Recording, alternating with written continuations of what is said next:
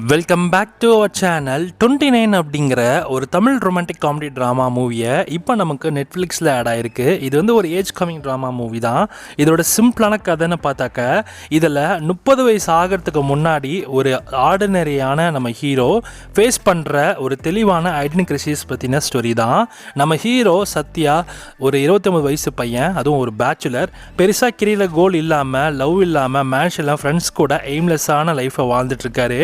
இப்போ அதே நேரத்தில் விஜய் அப்படிங்கிற நம்ம ஹீரோயின் இப்போ இந்த பையனோட லைஃப்குள்ளே வந்து என்ன மாதிரியான மாற்றங்கள் வந்துச்சு அப்படின்றதையும், இவங்களுக்குள்ள நடந்த அந்த லவ் டெவலப்மெண்ட் என்ன அண்ட் கடைசியில் என்ன ஆகுது, ரெண்டு பேர் சேர்ந்தனால என்ன மாதிரியான விஷயங்கள் நடந்துச்சு அப்படின்றதான் இந்த படத்தோட கதையாகவே இருக்கு. இந்த படத்தோட பெரிய ப்ளஸ் என்னன்னா சியான் ரோலனோட மியூசிக் தான். ஃபர்ஸ்ட் ஹாஃப் ஃபுல்லாமே சத்யாவோட aimless life, mansion comedy, Vijay கூட ரொமான்ஸ் வச்சு ரொம்ப இன்ட்ரெஸ்டிங்காக ஸ்டார்ட் ஆகும். செகண்ட் ஹாஃபில் identity crisis and self discovery பற்றின பேஷன்ஸ்லாம் ரொம்ப குட்டாக போய் முடியும்.